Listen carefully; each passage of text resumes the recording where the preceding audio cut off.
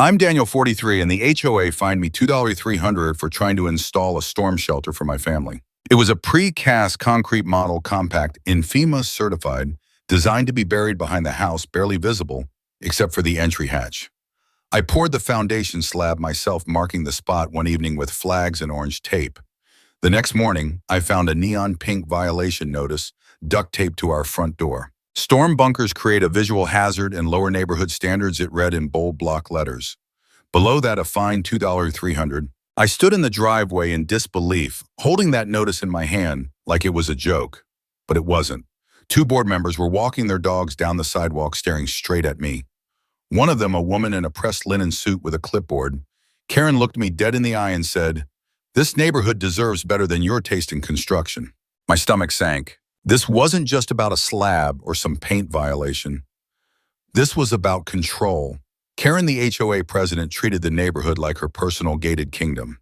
And now my attempt to protect my family had offended her aesthetic. That day, during a neighborhood cookout, she made a loud comment to her group about people building bomb shelters, like it's the end times. I saw my daughter overhear it and tug at my wife's sleeve, eyes wide. I didn't retaliate, not yet. I just stared at that ridiculous violation slip and thought I had something Karen didn't patience.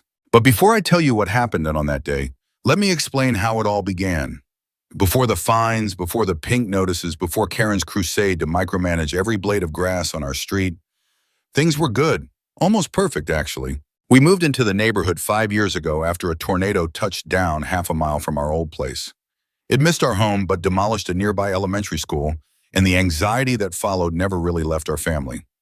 My youngest son refused to sleep without the hallway light on for almost a year. Every time a thunderstorm hit, my wife would pace the living room with the weather app in hand, her other hand on her chest. So when we found this neighborhood nestled against a row of wooded hills and backed by a calm retention pond, it felt like a refuge. Wide sidewalks, friendly neighbors, mailboxes with little flower baskets. It had charm. I worked part-time as a safety consultant by then, mostly desk reviews, code revisions, after years of emergency inspection work. It was a slower life, but it meant I could be around more. My wife, Rachel, taught 4th grade. We had 2 kids, a Labrador named Maggie, and one goal in mind: never be unprepared again. And for a while, this place was everything we hoped. The HOA was active but not aggressive. At first, they had seasonal parties, a quarterly newsletter, even a yard of the month sign that rotated like a badge of honor. Karen had just taken over the board the year we moved in, but she was polite at the welcome barbecue. She introduced herself with a tight smile and handed us a packet of HOA bylaws, neatly tabbed and laminated. I remember thinking, that's a bit much. But I didn't mind. I believed in structure. I liked rules when they made sense. The tension started slow. First, it was a note about our trash cans being visible from the street, even though they were behind a lattice screen. Then it was a warning about a chalk mural my daughter had drawn on our driveway, claiming it was graffiti. The tone of the HOA notices began to shift, especially once Karen realized I wasn't the sort of person to show up at the monthly meetings with cookies and small talk. I was polite, respectful, but I didn't kiss the ring. The big storm hit the summer before everything unraveled. Sirens blared at 3 a.m., and we crammed into the hallway closet with flashlights and a portable radio. The wind shook the house. Power cut out for 5 hours. My son had a panic attack. That morning, Rachel looked at me and said, "We're putting in a storm shelter, no more waiting." I agreed. I researched FEMA certified options, cross-checked soil integrity, and settled on a below-ground unit that could be installed in a single day. Quiet code compliant, safe. I submitted a request to the HOA with diagrams, product info, and a short letter explaining why we needed it. 2 weeks passed, nothing. Then came the denial. Karen signed it herself, citing a vague aesthetic impact and a claim that such units weren't in line with the architectural harmony of the neighborhood. She attached a photo of a rusty above-ground bunker from some prepper site as an example not remotely like the unit I proposed. I appealed, politely. They denied me again, this time with a fine and a demand to remove unapproved construction. They were referring to the concrete slab I had poured in the backyard, fully within zoning codes, I might add. I tried speaking to the other board members. A few were sympathetic, but scared of crossing Karen. "She'll make your life hell," one of them whispered. And just like that, my peaceful little sanctuary began to shrink. I wasn't just fighting for concrete anymore. I was fighting for the safety and dignity of my home. But I wasn't ready to fight back. Not yet. I had to understand the board, their weak spots, their blind spots, and Karen's, because eventually every control freak has something they're hiding. After the denial and fine, I kept things civil, at least on the surface. I didn't argue at the meetings, didn't raise my voice, didn't send angry emails. That wasn't my style, but I did start keeping records. Every notice, every voicemail, every contradiction in their HOA bylaws. I made copies and highlighted inconsistencies. Karen, on the other hand, began ramping up her efforts. It started with the landscaping. One day I came home from work and found a bright yellow flag planted in my yard. It was a turf quality violation. Apparently my grass had excessive brown patches. It was February. The whole street looked like a hayfield. The next week I received a citation for excessive mailbox wear. The paint on the post was fading, they said, though I had just repainted it the summer before. The note ended with a line, "Let's keep our street looking presidential, not post-apocalyptic." That sounded like Karen. I started hearing from other neighbors. One woman down the block got cited for hanging wind chimes that were audibly disruptive. Another man received a warning about unsanctioned shade structures. It was an umbrella over his kid's sandbox. The pattern was clear. If you weren't part of Karen's little inner circle, you were a target. Still, I tried the proper channels. I sent a formal appeal to the HOA again this time, attaching FEMA guidelines, storm data, and even articles showing a growing trend of suburban storm shelters. I made a chart comparing the shelter's appearance to other approved backyard structures, sheds, pergolas, even a member's outdoor sauna. 3 days later, I received a hand-delivered envelope from Karen. No postage, just my name scrawled in Sharpie. Inside was a final denial and an added fine $500 for misrepresentation of project scope. She claimed my diagram was incomplete and that I had misled the board by omitting vertical dimensions. I sat in my driveway reading that letter, feeling something shift. I wasn't angry, not really. It was colder than that. It was the feeling you get when someone underestimates you for the last time. Then came the HOA meeting. I hadn't planned to speak. I just wanted to observe. But halfway through the session, during a review of pending property issues, Karen looked up from her clipboard and said, "Daniel, perhaps you'd like to clarify your survivalist renovation plans for the group." A few people chuckled. I cleared my throat. "It's a storm shelter for my family, for your families too if you needed it." Karen smiled. "Yes, well, perhaps when the zombies come, you'll be ready. But we strive for cohesion here, not panic bunkers." Rachel gripped my hand under the folding table. My son sat beside me, coloring with his earbuds in. He hadn't heard it, thank God. That moment, that ugly little smirk on her face, the performative superiority, the way she turned something protective into a joke was the last straw. I realized Karen didn't care about codes or cohesion. She cared about control. She didn't want harmony. She wanted obedience. So I smiled, nodded, said nothing. But I walked out of that meeting with a different goal. I wasn't going to build a shelter for just my family anymore. I was going to dismantle Karen's power brick by bureaucratic brick. It's funny how something as practical as safety can get twisted into a threat, but that's exactly what Karen did. And the longer the HOA dragged their feet, the more pressure built at home. Storm season was creeping back in. My daughter Emily started sleeping in her brother's room again. She said the closet in hers felt too far from the stairs. I told myself it was a phase, but I knew better. One night after dinner, the weather radio chirped. Tornado watch. My wife froze mid-step with a plate in her hand. I caught it just before it shattered on the tile. That night, we camped out in the hallway again. Blankets, flashlights, snacks in a shoebox. I looked at my kids huddled together like they were on the floor of a bunker. We couldn't build, and something in me cracked. We were being punished for trying to be prepared. Worse, Karen was using the rules, the same rules meant to protect our neighborhood, as a weapon to make us feel small, isolated, and powerless. The next day, I got an email from the HOA. Subject, second notice, non-compliant construction. Fine due while or $800 deadline to remedies, 10 days. Attached was a grainy cell phone picture of my backyard. You could barely see the slab through the oak trees, but there it was, circled in red like evidence in a courtroom. What pushed me over the edge wasn't the money. It was the line buried near the bottom. Further failure to comply will result in board-initiated remediation and potential lien action. A line on my home because I poured a code-compliant foundation in my backyard. I showed the email to Rachel. Her shoulders slumped. "They're never going to stop," she whispered. What do we even do? And for the first time since all this started, I didn't have an answer. I spent the rest of that week trying to shield the kids from the stress. We kept the slab in place, though I covered it with a tarp and stacked a few lawn chairs on top, pretending it was part of a seating area. A neighbor named Mark, one of the quiet ones, walked by and gave me a look. Not disapproval, sympathy. "I saw what they're doing to you," he said softly. "You know, her sunroom was never permitted." I blinked. "Karen's," he nodded, glancing over his shoulder. "Yeah, that big glass enclosure she built it last springs. Said it was an improvement. Never saw a single inspection crew come through." That sat with me. Long after the kids were asleep, long after Rachel had gone to bed, I sat on the porch with my laptop cross-checking city permits. Nothing came up under her address. No project filed. No inspections logged. I dug deeper. The next day I drove past her house and parked 2 doors down, just watching. The sunroom jutted out behind her colonial-style house, sleek glass decorative railing, little bistro table inside. It was pretty, too pretty. And it wasn't just an eyesore, it was over the designated floodplain boundary. I knew because I'd reviewed this neighborhood's FEMA maps when we bought the house. I still had them printed in my files. That night, I pulled them out and laid them side by side. Karen's sunroom extended at least 10 feet into the restricted zone. If that was true, it wasn't just a violation, it could void her home insurance.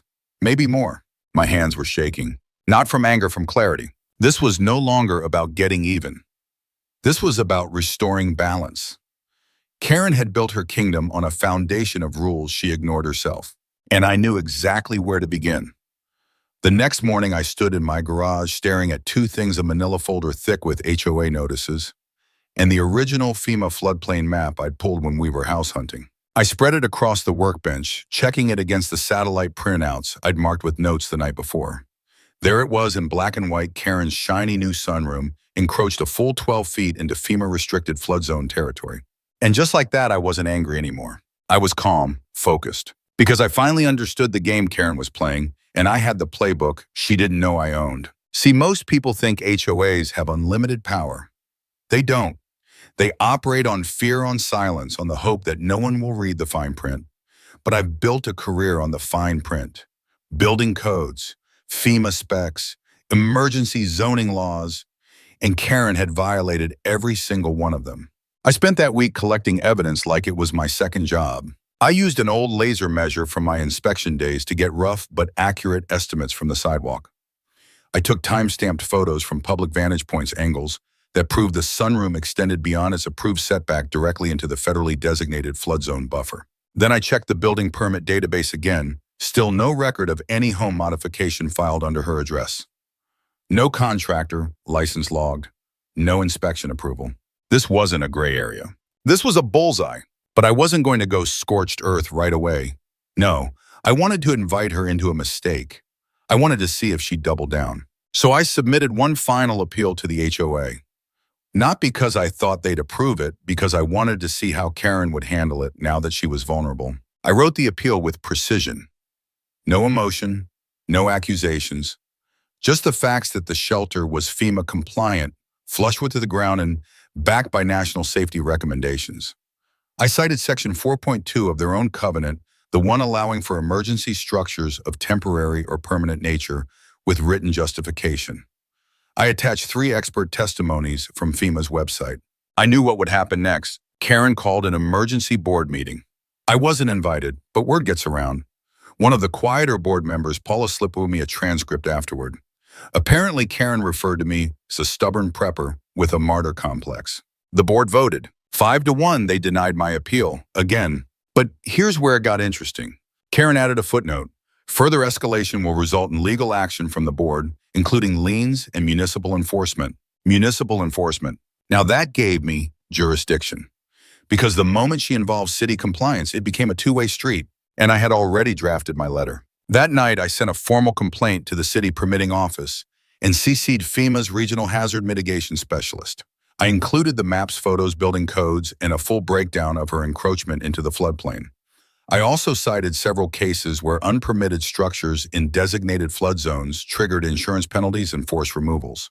I sent it anonymously. Let her squirm. The next week was quiet, eerily so. Karen didn't wave at neighbors. No new notices showed up on my door. Something was happening behind closed doors. Then came the knock. It was a city zoning inspector clipboard in hand vest standing on Karen's porch. I watched from across the street. Lawnmower paused mid-row. They talked. She looked confused, defensive. The inspector pointed toward the back of the house. She paled. The next day there was a bright red sticker posted on the sunroom window. Notice of non-compliance, stop work order. And just like that, her precious addition, the pride of her home tour, became a public billboard of hypocrisy. She didn't know it yet, but that was only the beginning. Because once FEMA got involved, things were going to unravel fast. Once that red sticker went up on Karen's sunroom, a subtle shift swept through the neighborhood. People noticed. I overheard whispers on the sidewalk, questions at the mailbox, quiet side eyes from her usual circle of supporters. Karen had spent years weaponizing the HOA's authority, micromanaging fences, threatening fines over garden gnomes. But now the queen bee had a violation notice of her own, and it was taped to her glass throne for all to see. But what Karen didn't know was that the sticker wasn't the main event. It was just the first domino. I knew how FEMA operated. I knew that once a formal complaint had been logged, especially with attached floodplain encroachment, they'd escalate it through the Department of Emergency Services, flag the property, and notify the homeowner's insurance company, which meant Karen was about to learn a very expensive lesson. I had built a careful, calculated paper trail. I even contacted a former colleague who now worked in disaster insurance underwriting. I didn't give names, just hypotheticals. How fast would floodplain violations trigger a reassessment, I asked. If the sunroom is over a federally designated zone, fast, he said. Insurance will drop her, and the city might require a full teardown. Exactly what I thought. But this wasn't just about Karen anymore. This was about the HOA board that let it happen. The ones who voted with her out of fear or convenience while punishing everyone else over weeds and wind chimes. So I widened the net. I spent my evenings reviewing the city's digital permitting portal, cross-checked the addresses of each board member. I was stunned. 2 of them had never filed permits for their front yard retaining walls. Another had enclosed a carport illegally. One had added a storage shed inches from the easement. I created a spreadsheet, anonymized, neutral, just facts, and submitted it to the city's zoning compliance office under a single cover note. Potential pattern of unpermitted modifications by members of HOA Enforcement Committee request review. 3 days later, inspectors were seen walking the block with clipboards. They knocked on doors, took photos, logged notes. Karen, she lost it. She marched down the sidewalk that evening, clipboard in hand, knocking on doors, trying to rally support. I watched from my front porch, beer in hand, as she flailed like a dethroned monarch. "They're targeting me," she shouted to a neighbor. "This is harassment. Someone is behind this." She was right. But what truly drove her mad was that no one joined her. The silence was louder than anything. Even her most loyal lapdog, Glenn the treasurer, told her, "We should probably consult legal." Meanwhile, I received a notice in the mail, but not a violation. A letter from the city. "Your submitted concern is under review. Due to unpermitted structure overlap with Zone AE flood designation, homeowner redacted, will be required to pursue teardown or elevation modification at own expense. FEMA Region 6 notified." I stared at that line for a long time. She wasn't just getting a fine. She was getting a full removal order, and her home insurance likely already dropping her coverage as the system churned. I showed Rachel. Her eyes went wide. "You did this?" "I followed the rules," I said. "All of them." And I meant it. Karen had made my life hell because I tried to install a storm shelter to protect my family. She used power like a weapon. All I did was turn the mirror back on her. Now she was watching her empire crack one glass panel at a time. And I was just getting started. After the inspection notices started landing like quiet grenades, the tone of the neighborhood changed in ways you could almost feel in the air. Lawn conversations became shorter. People avoided eye contact on the sidewalks. Karen stopped hosting her Saturday community coffee hours. But I didn't stop moving. Because now that the foundation of Karen's little kingdom was fractured, it was time to build something better in its place. First, I filed a public request for the HOA's operating budget and architectural review decisions from the last 24 months. As a dues-paying member, I had the right, and Karen knew it. 3 days later, I received a tight email from the HOA secretary with a single PDF attachment. I expected evasion red tape, but instead what I found was worse for her. One of the board members had been approving their own projects without full committee votes. Karen had signed off on her own sunroom. Glenn the treasurer had granted himself a landscaping allowance and waived his own citation for a crumbling driveway. It was the crack I needed, because with that information, I could go public, but not in the way Karen would expect. No shouting matches, no angry Facebook posts. I went to the paper, specifically a small local publication, the Maplewood Times. They had a civic integrity column and a reputation for exposing petty corruption in neighborhood organizations. I gave them everything: the inspection orders, the denied permits, the HOA decisions that contradicted their own bylaws. All verifiable, all legal. Then I made one final move. I went door to door with my kids one afternoon, not with a petition, not with a protest sign, but with printed flyers for Something New Neighborhood Resilience Committee Informational BBQ this Sunday at 2 p.m. Free food, storm prep kits, safety talks, open to all. The flyer didn't mention the HOA, but it did include a photo of a storm shelter, the same model I'd proposed, and a soft tagline at the bottom, protecting our community, not policing it. I grilled hot dogs in my driveway under a blue canopy. My wife handed out lemonade. My daughter gave out printed emergency contact cards to the kids. And neighbors came. More than I expected. Mark from 2 doors down, Paula the hesitant board member, even the guy with the umbrella violation. We didn't talk about Karen directly, but people knew. They felt it. We talked about weather radios, evacuation plans, building community trust. And for the first time in months, I saw something in my neighbor's eyes I hadn't seen in a long time. Relief. Later that evening, Rachel pulled me aside. "You're doing more than just winning," she said. "You're leading." I didn't say anything, I just nodded. That night, I received a furious email from Karen. Subject: cease unauthorized assembly body. You are in violation of HOA Policy 7.2 regarding unsanctioned events. You are not a board-approved committee leader. Any further gatherings will be fined accordingly. I responded with a single sentence. No laws were broken, and your authority doesn't extend to public safety outreach. The next morning, the Maplewood Times ran the story. Headline: HOA President's Sunroom Faces FEMA Review, amid accusations of selective enforcement. Below it was a photo of Karen's house, sticker still on the window. And just like that, she wasn't just a neighborhood nuisance. She was a public example. The newspaper article hit the neighborhood like a lightning bolt. By 9 a.m., I saw a copy sticking out of at least 3 mailboxes. By 11, I got a text from Mark. She's losing it, pacing up and down her driveway like a general without troops. And by 1 p.m., Karen called an emergency HOA board meeting. Unlike before, this one wasn't behind closed doors. It was public, and that meant I could attend. I put on a clean shirt, packed a folder with my documents, and walked in with the quiet calm of someone who'd already won the argument before it started. Karen was red-faced, her smile glued on like cheap wallpaper. The meeting was held in the community center room, folding chairs, a shaky podium, the faint hum of an ancient HVAC unit buzzing overhead. About 30 neighbors showed up. Usually they were lucky to get 6. She opened the meeting with a voice that tried to sound composed. "I want to address the recent article," she said, pausing like she expected applause or pity. None came. It was based on misinformation. My addition is under review, but it's a technical matter, not a violation of trust or leadership. Someone coughed. Another board member, Glenn, shifted uncomfortably in his seat. Karen pressed on. "Furthermore, it has come to my attention that several residents have been organizing unofficial committees without HOA oversight. This undermines order and cohesion." That was the opening I needed. I raised my hand, slowly. "Permission to speak?" I asked. She hesitated. "Fine, 2 minutes." I stood, held nothing. No anger, just the room. "I tried to install a storm shelter," I said. "I followed every step, every rule submitted, every document. I was denied because it wasn't aesthetically pleasing." That same week, our neighborhood entered tornado watch 3 times. A few people nodded. Karen interjected.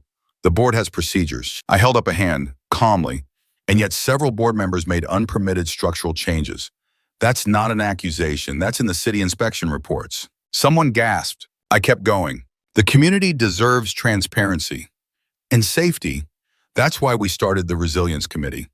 Not to rebel, to prepare." Karen tried to cut me off again, but this time it was Glenn who leaned into the mic.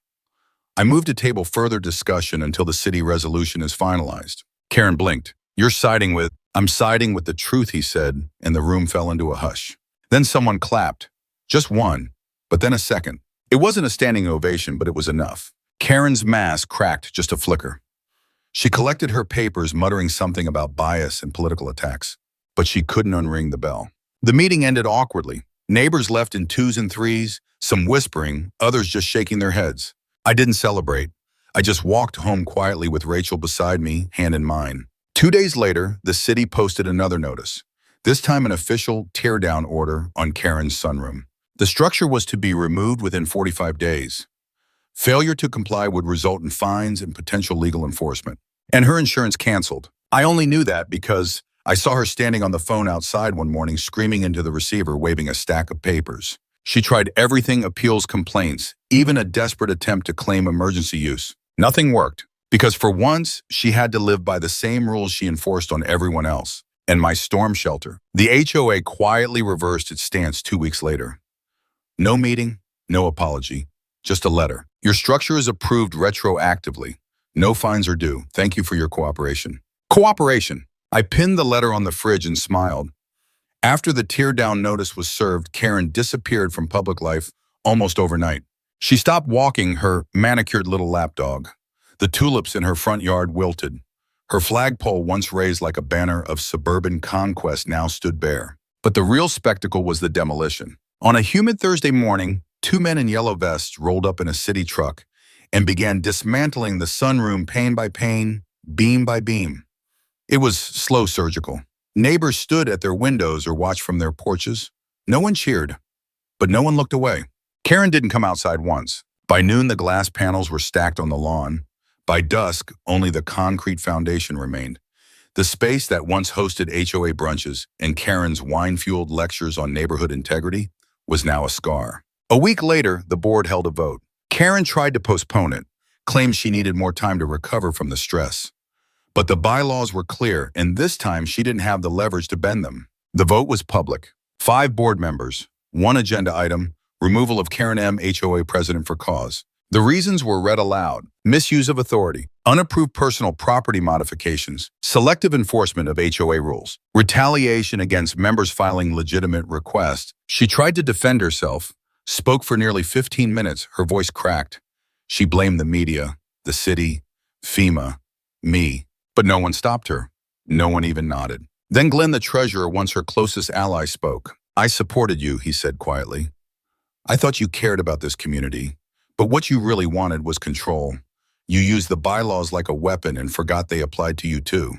The vote passed 4-1. Karen stormed out. She didn't even take her binder. That same night, the board voted in an interim president, Paula, the one who had always looked a little unsure. Her first motion to create a community standards oversight committee made up of rotating non-board members. Her second, approval of all safety-related home modifications provided they met city and FEMA codes. It passed unanimously. Suddenly, neighbors who had spent months in fear of notices and fines began resurfacing. Hanging plants reappeared. So did porch swings and colorful wind chimes. The neighborhood felt lighter, and our storm shelter, it became more than just a piece of concrete in the backyard.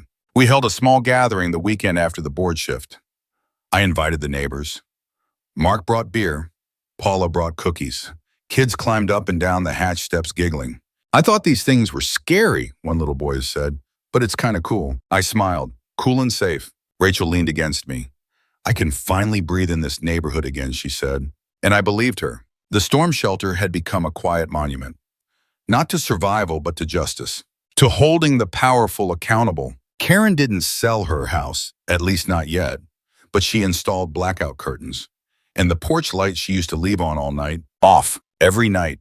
In the weeks that followed, peace settled in like the soft quiet after a hard storm. The neighborhood stopped feeling like a battlefield. The air was still the same, the mail still arrived at noon, and the kids still rode their bikes in circles near the corner cul-de-sac. But something fundamental had changed. The fear was gone. The grip Karen had wrapped around this place for years had slipped away, and no one missed it. For the first time since we moved in, I didn't flinch when I saw a letter from the HOA in the mailbox. I didn't peer around corners expecting another citation or complaint. Instead, I started waking up earlier, not out of stress, but out of calm. I sat on the porch with my coffee and watched the morning roll-in dew glistening on the grass birds sweeping low between the yards. And one morning, after a particularly strong overnight thunderstorm, I stepped out and saw something that made me pause. A family from 2 streets over the Hensleys, a couple with twin boys, were walking up our driveway with backpacks and blankets. Their eyes were wide, but their faces were calm. Storm radio said it might loop back. The father said, "We remembered your shelter." I opened the hatch without a word. Within minutes, 3 more families showed up. No panic, just quiet nods. They had heard or seen or maybe just known that if things went bad, this was the safest place to be. So we sat there, 10, maybe 12 of us in that storm shelter for 30 minutes, while the wind picked up and the rain danced against the metal lid like distant footsteps. The kids passed around juice boxes. One neighbor handed out trail mix.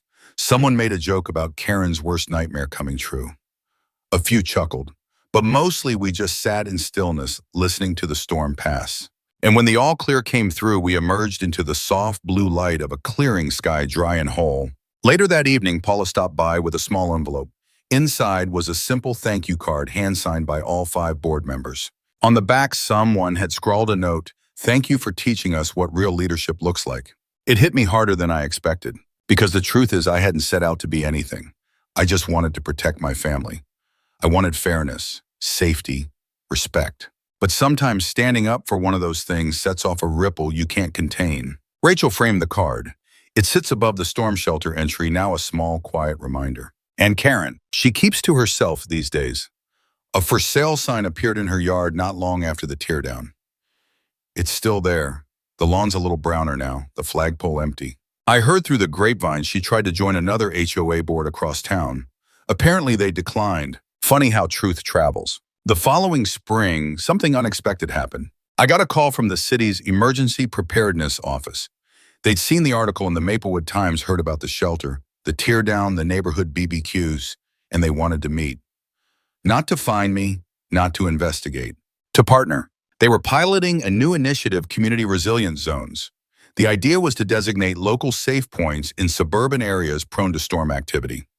Schools and libraries were already part of it, but they wanted to test neighborhood-scale options. And apparently our storm shelter, the one Karen tried to kill with fines and pink paper, had made it onto their radar as a model. After a formal inspection and paperwork, the city approved our shelter as an official emergency fallback point.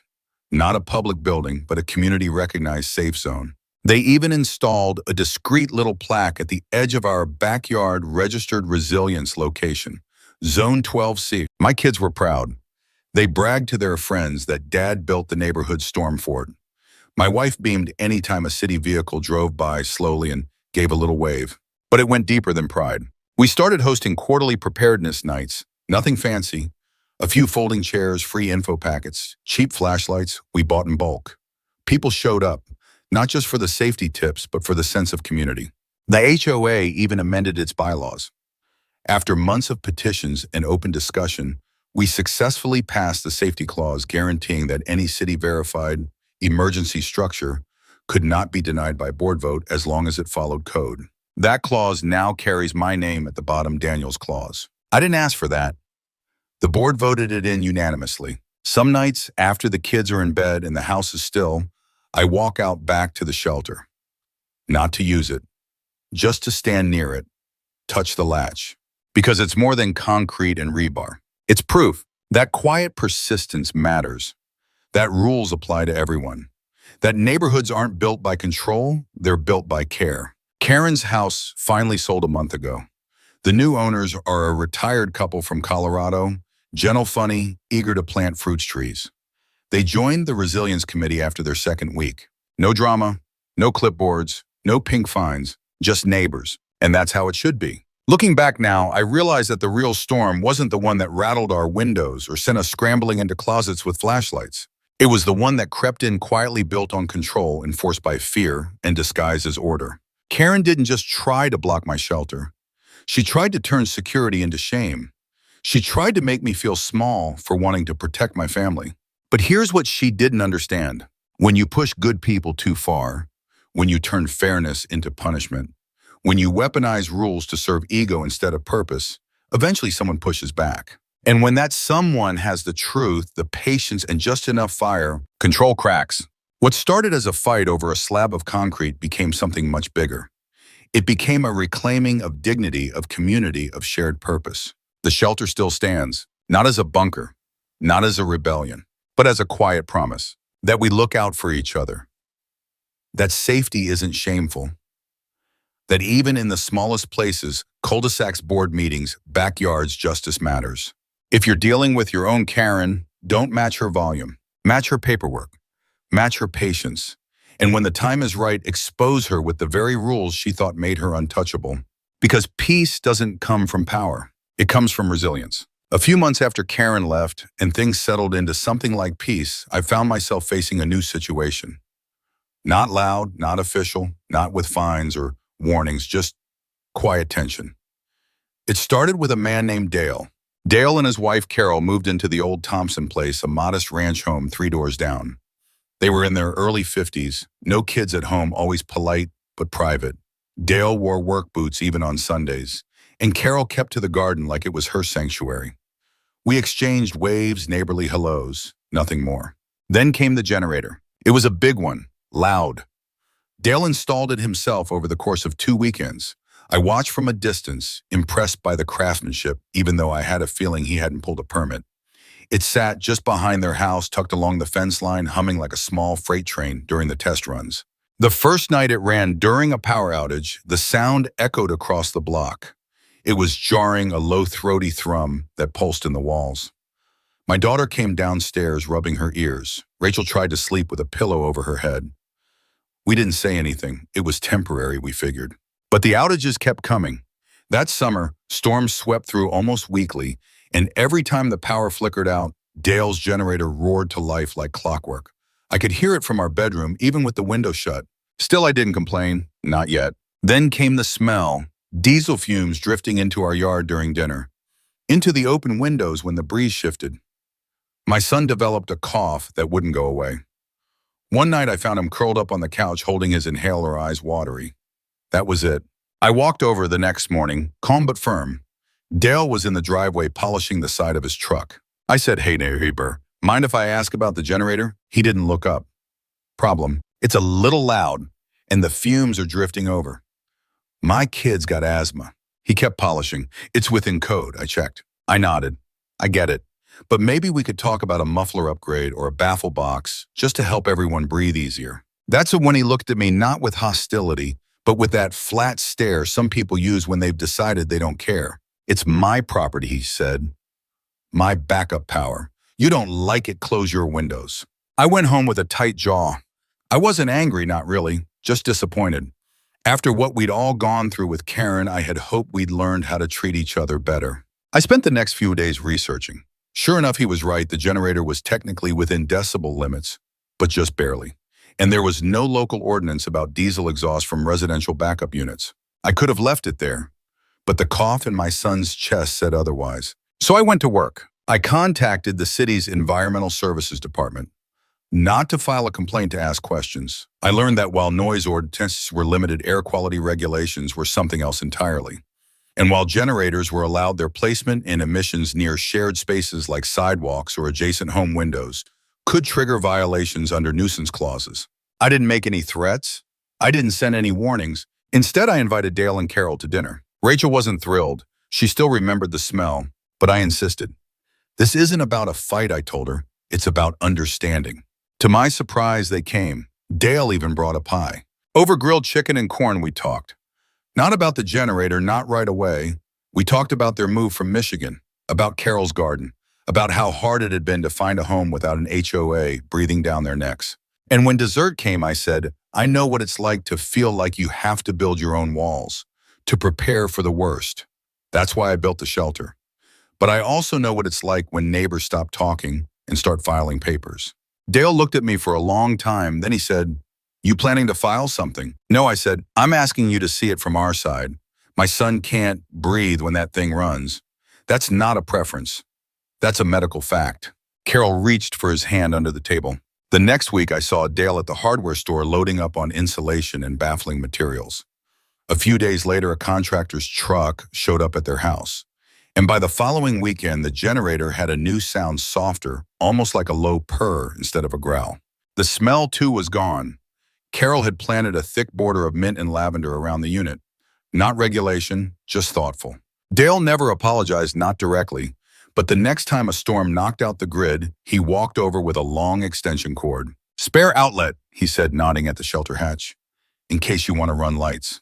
I took it, not because I needed it, but because sometimes the quiet victories are the ones that build the strongest walls, not around our homes, but between us and the worst versions of ourselves. And sometimes all it takes to fix a problem is a plate of food, a little patience, and the willingness to speak softly even when everything in you wants to shout.